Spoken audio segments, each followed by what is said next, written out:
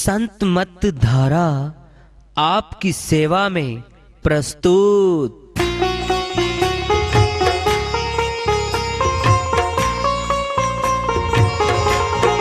जो चाहता है प्रभु प्यारा वो आओ संत मत धारा। भक्ति भेद बता कर सारा वो कर दे भव के पारा। जो चाहता है प्रभु प्यारा वो आओ संत मत धारा। भक्ति भेद बता कर सारा वो कर दे भव के पारा। जो चाहता है प्रभु प्यारा।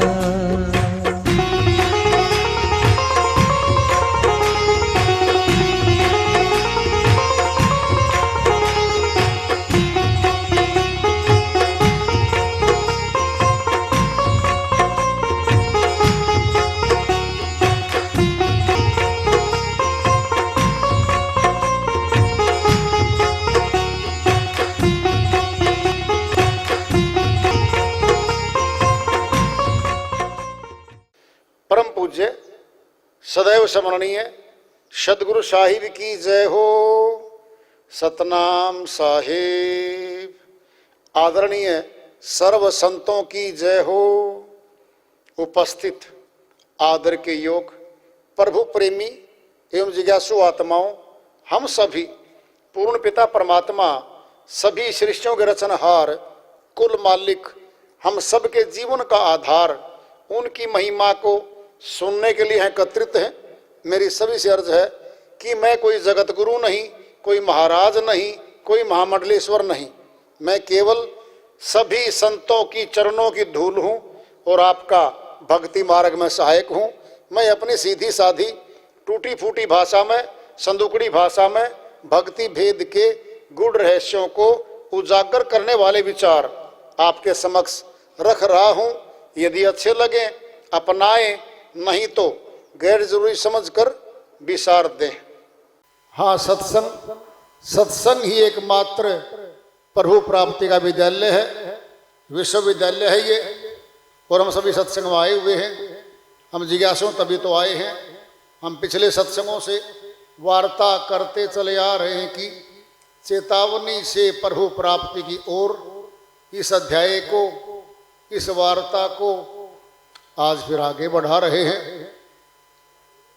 नाम बिन हृदय शुद्ध न होई, कोटिन भांति करे जो कोई।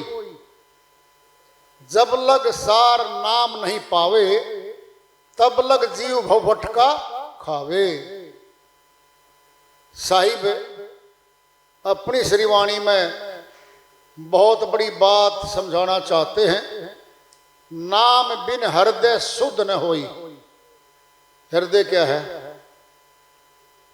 जो दिल की धड़कन है हमारा, ये मशीन है, पंपिंग सेट है। यहां हृदय नहीं है हमारा, हृदय कहीं और है। ये गुप्त बात है, पूछने पर बताई जाती है। हृदय हमारा ब्रह्मांड में है। वो बिना नाम के शुद्ध नहीं होता। जो हृदय दिल की धड़कन है हमारी, ये तो लगातार काम कर रहा अपना। कई बार हम हृदय की बात आती है तो दिल पे हाथ रखते हैं, देखो भाई मैं दिल से कह रहा हूं, दिल यहां थोड़ी है। ये पंपिंग सेट है जो लगातार धड़क धड़क धड़क धड़क खून साफ करके नस नाड़ियों तक पहुंचाता है। दिल कहीं और है जिसकी बात हो रही है। नाम बिन, वो नाम कौन सा है? परमात्मा का सच्चा नाम है, वो सत्य है और अति पवित्र है। वो शुद्ध है तो शुद्ध करेगा किसको? आत्मा को। कहते ना कई बार, इसकी तो आत्मा ही काली हो गई। यानी झूठ बोलता है, पाखंड धोखाधड़ी करता है, सारे पाप कर्म करता है, उसको कहते हम इसकी तो आत्मा ही काली हो गई, क्या करें, ये साफ नहीं हृदय का। फिर ये हृदय साफ है, साफ नहीं हृदय का तो कहां गई बात, बात तो कहीं और गई। वो आंखों से ऊपर है हमारी शक्ति, वहां हृदय है हमारा, वो साफ नहीं है। कहते जी आत्मा तो जी काली नहीं होती, फिर काला और सफेद क्या होता है बताओ। अरे चमड़ी काली सफेद तो दुनिया भर की है, सफेद बहुत है, काली बहुत है। ऊपर का आवरण है तो हमारा त्वचा है, चमड़ी है, अंतःकरण कहाँ हमारा, हमारा अंतःकरण कहाँ है। अंतःकरण को आत्मा का स्थान भी कहा है, फिर आत्मा का वास वही है। पाप कर्म और पुण्य कर्म आत्मा के साथ चलते हैं, जो हमारे अगले जन्मों को जहां जहां उनका भोग लिखा है वहीं ले जाते हैं वो कर्म। पाप कर्म से दुख मिलता है, पुण्य कर्म से सुख मिलता है। अगर मान लिया जाए अगर जमा नहीं होते हमारे पुण्य कर्म, तो फिर जो एक राजा के यहां पैदा होकर बच्चा आ गया, सब ठाठ बाट हो गए। रहने को महल, बेड बिस्तर सब ठाठ बाट, नौकर चाकर चारों तरफ। उस आत्मा ने अब से पहले तो कुछ किया भी नहीं, जन्म ही तो हुआ है, राजा के यहां राजकुमार बन बैठा। ये पहले की पूंजी लेके आया। वो एक गरीब घर में आ गया, माता के पास 5 किलो आटा भी नहीं है श्याम का, कमाना पड़ेगा, लाना पड़ेगा घर वाले को, तब श्याम का भोजन बनेगा। उसने क्या ऐसा कर्म कर दिया कि भूख और माता को अन्न और दूध भी नहीं मिल रहा। अब करेगा ना कर्म, तो ये पहले जन्मों की पूंजी है। वहां दुख रूप मार रही है, वहां सुख रूप मार रही है। यही है जो आत्मा के साथ कर्मों की पूंजी गई, जो आत्मा गमन करके वापस आती है, फिर उन्हीं जन्मों, उन्हीं घरों में, उन्हीं जातियों में, उन्हीं धर्मों में, उन्हीं घरों में आती है। ये जहां लेने देने का हिसाब करने आती है। फिर पाप कर्म और पुण्य कर्म का फल सामने दिख रहा है। एक बच्चा पोलियो ग्रस्त हो गया, आते हो गया। एक बीमारी पैदा हो गया है, आते ही उसमें मशीन में रखा गया है, खर्चे शुरू हो चुके हैं। एक बच्चा बिल्कुल स्वस्थ और 3 किलो का है, एक बच्चा 1.5 किलो का है। क्या ये लेने देने का हिसाब चुकता करने आई आत्मा। जिस डॉक्टर के खाता लिखा है वहां चुकता करवाएगी माँ बाप से, जमानती है वो उधार खाता उसके माता पिता ने चुकता करना है। दृष्टांत लोगे पिंड में ले लो, एक बिटिया माता पिता ने 50 लाख रुपए करके शादी कर दी। जरा देखना, अब नकदी भी गई, सामान भी गया, सब कुछ गया, और वो बिटिया 6 महीने खूब हंस खेल के अपनी ससुराल में रही, कोई शिकायत नहीं ससुराल में। वो बिटिया हमारे घर आ गई मायके और बीमार हो गई, मायके बीमार होके गुजर गई। दोष अगलों पे नहीं है।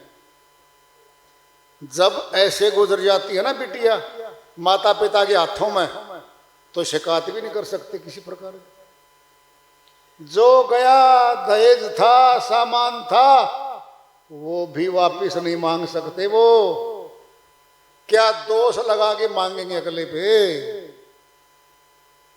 खुद के सामने हुआ है सारा। वो जमानती थी, हिसाब दिवा दिया और जमाई बन के ले गया। वो हरियाणा में एक ताना है, इतने पैसे मार गया मेरे, जमाई बन के ले लूंगा तुम्हारे से। ये ताना हरियाणा में, और ये बात सच्ची है। क्या बन के ले गया वो? दामाद बन के ले गया, वापिस भी नहीं आ सकता। ये कर्म फल है। कर्मों के फल हमारे सामने हर रोज आ रहे हैं। जब ज्यादा दुख आता है तो हम इतने दुखी होते हैं, क्यों जी मेरे पे दुख, ये मेरे पे इतने दुख क्यों आ पड़े? पड़ोसी सामने वाला तो पाप कर्म करता है, इसकी तो कोठी खड़ी, गाड़ियां खड़ी। सुना है परमात्मा के घर में न्याय होता है, फिर न्याय भी नहीं करता वो, तो उस पे दोष लगा रहे हैं सामने वाले पे। अरे भाई, उसके पुण्य कर्मों का जब तक खाता जमा है मिलता रहेगा उसको। जिस दिन उसका खाता खत्म हो जाएगा, शायद पिछले 3 साल वृद्धावस्था के वो भुगतान होगा, कल्पना भी नहीं करी थी।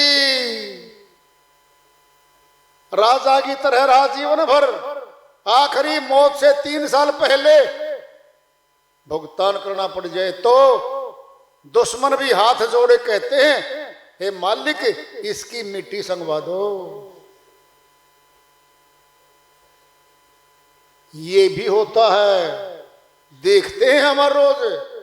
लेकिन जब ज्यादा दुख आता है तो हम परमात्मा पे भी दोष लगाने से चूकते नहीं हैं।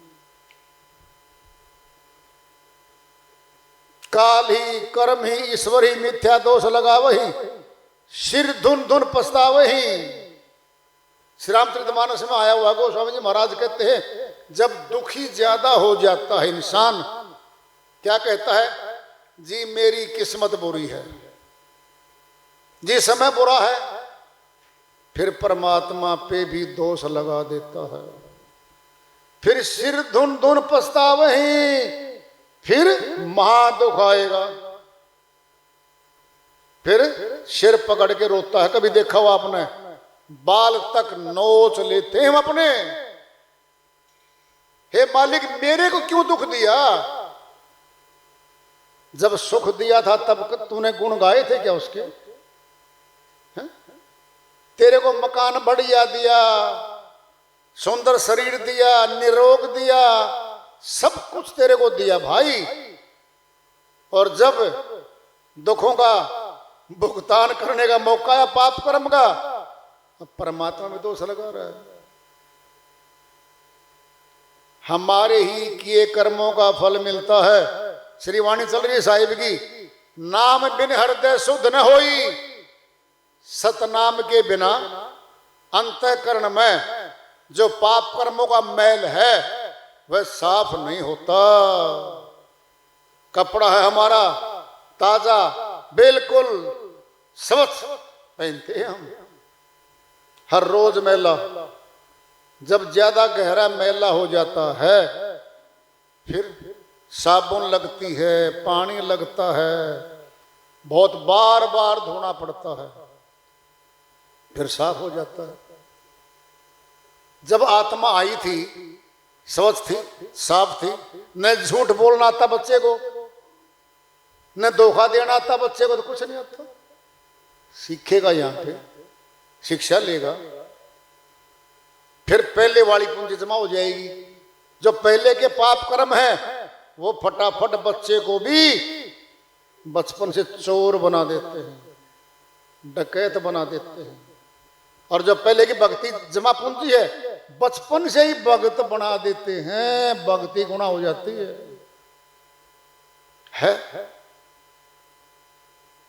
साहिब कहते नाम के बिना, सच्चे नाम के बिना आत्मा साफ नहीं होगी, हृदय साफ न होई, शुद्ध न होई।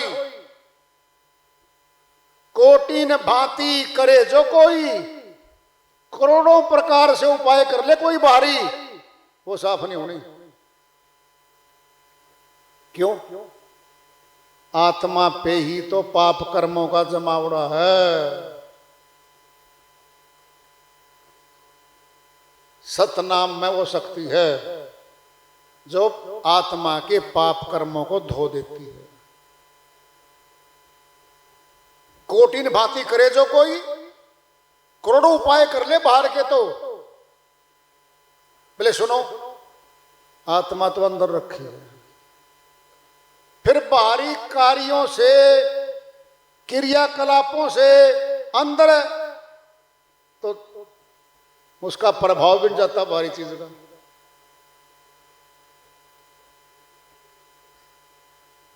क्या है बाहर? जल की धाराएं हैं, पहाड़ हैं, बिल्डिंगें हैं, सब बाहरी कार्यक्रम है, फिर अंतःकरण में थोड़ी गया उसका प्रभाव। अरे सुनो, मैला शरीर हो गया, काम करते करते पसीना आके खुद को बदबू आने लगती है, मैंने अपने आप से भी, फिर क्या करेंगे? जल और साबुन के साथ धो के बिल्कुल स्वच्छ हो गए। क्या अंतःकरण स्वच्छ हो गया? नहीं, वो सतनाम रूपी साबुन से होगा। साहिब की श्रीवाणी चल रही है, कोटिन भांति करे जो कोई, जब लग सार नाम नहीं पावे। शर्त रख दी है, जब तक वो नहीं मिलेगा तब लग जीव भव भटका खावे। भव सागर में भटकना पड़ेगा, यानी आना जाना पड़ेगा, आवागमन से बंधा रहेगा जीवात्मा। साहिब ने रख दिया शर्त। इसके अलावा सर्व संतों ने यही बात कही है। सर्व संतों एक ही है, सबकी श्रीवाणियां एक जैसी हैं, बिल्कुल मिलती हैं, नुक्ते तो सबके बराबर हैं। चशम दिल से देख तू क्या क्या तमाशे हो रहे, दिल सता क्या क्या है तेरे दिल सताने के लिए, दिल का हुजरा साफ कर जाना के आने के लिए, ध्यान गैरों का उठा उसको बिठाने के लिए। एक दिल लाखों तमन्ना, उस पर भी ज्यादा हवस, फिर ठिकाना है कहां उसको बैठाने के लिए। तुलसी साहिब की श्रीवाणी है, चशम मैंने आंख, दिल की आंख से देख, यानी आत्मा की आंख से देख। चशम दिल से देख तू क्या क्या तमाशे हो रहे, संसार में क्या क्या तमाशे हो रहे हैं। दिल सता क्या क्या है तेरे दिल सताने के लिए, तेरे मन को प्रलोभन में डाल के और तुझे पाप कर्मों में सना देंगे वो। कहीं नशों की कंपनी है, कहीं विषयों की कंपनी है, कहीं जुआ खाना खुला हुआ है, कहीं धोखाधड़ी हो रही है। ये सारा कुछ आत्मा के लिए ही तो बाजार लगाए गए हैं सारे। दिल का हुजरा साफ कर जाना के आने के लिए कह रहे तुलसी साहिब, भाई आत्मा को तैयार कर ले, जाना मैंने परमात्मा। जाना के आने के लिए, उस परमात्मा को लाने के लिए अपने तैयारी कर ले। ध्यान गैरों का उठा उसको बैठाने के लिए। गैर कौन होते हैं? हम किसका ध्यान करते बता दो? ध्यान परिवार में जाता है, खेतों में, दुकानों में, फैक्ट्रियों में, ऊंचे पदों में। कहां जाएगा ध्यान? रिश्तेदारियों में, दोस्तों में। ये फैल गया हमारा ध्यान। सारा ध्यान यही तो फैला हुआ है। कौन है ये? ये सारे गैर हैं। हम नहीं कह रहे भाई कहीं कोई नाराज हो। तुलसी साहिब कह रहे हैं ध्यान गैरों का उठा, उसको बैठाने के लिए तेरे दरवाजे पर आ गया परमात्मा। शर्त है उसकी, या तो मैं रहूंगा और या तेरे अंदर संसार रहेगा भाई। प्रेम गलियती सांकरी ताम में दोना समाही, जब मैं था तब हरि नहीं, अब हरि है तो मैं नहीं। चाहे संसार को बैठा ले भाई, चाहे मेरे को बैठा ले, फिर संसार को बाहर निकाल दे।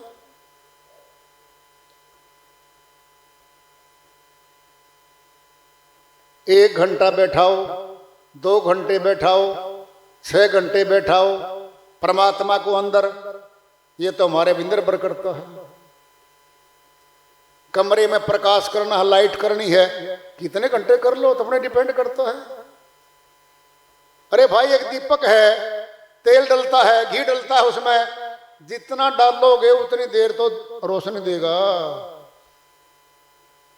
घी खत्म, तेल खत्म, रोशनी बंद। क्या हमारा ध्यान वापिस संसार में आ गया, फिर वो ध्यान तो गया। ध्यान गैरों का उठा, उसको बैठाने के लिए एक दिल लाखों तमन्ना, उस पर भी ज्यादा हवस। तुलसी साहिब कहते हैं भाई कमरा तो एक है,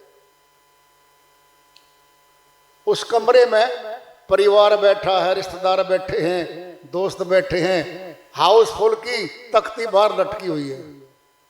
सिनेमा हॉल होते थे पहले, हमारे समय में होते थे, खूब भीड़ होती थी और 100 पे 3-3, 4-4 100 की एडवांस बुकिंग हो जाती थी। बड़ी रुचि करके नई चीज चली थी 1960-58 में भारतवर्ष में, लोग देखते थे और हाउसफुल की तख्ती बाहर लटका देते थे। वो हाउसफुल अगले 100 में आना भाई। हम क्या करते हैं, हम भी तख्ती लटकाते थे बाहर, हे परमात्मा फिर आना। अभी तो हमारे परिवार का, रिश्तेदारों का और हमारे दोस्तों का स्थान फुल है, हाउस फुल है, फिर आना जी। मालिक कहते बेटा ठीक है, फिर आऊंगा। अरे तू बुलाएगा कब, अभी तो बुलाना था मनुष्य तन तो आज मिला है, फिर आज ही तो बुला ले। एक दिन लाखों तमन्ना, परिवार परिवार नहीं और भी ज्यादा तमन्नाएं बना के बैठे हैं हम। योजनाएं बड़ी लंबी चौड़ी है हमारी, 7 पीढ़ी तक का जोड़ देते हैं हम। 1-2 पीढ़ी की बात नहीं है, दूर तक की बात है। उस पर भी ज्यादा हवस, फिर ठिकाना है कहां उसको बैठाने के लिए। अगर आ भी गया परमात्मा तो भाई जगह ही नहीं, हाउसफुल है, तो लौट जाएगा वो तो। जैसे हम सिनेमा हॉल में बाहर हाउसफुल की तख्ती देखते ही वापिस घर जाओ भाई, अब नो एंट्री, अंदर एंट्री नहीं है। फिर परमात्मा के सामने भी नो एंट्री लगा देते हैं हम। जाइए जी आप। संतों तो खूब कहा है, जोर दे के कहा है, हमारे भले के लिए कहा है भाई।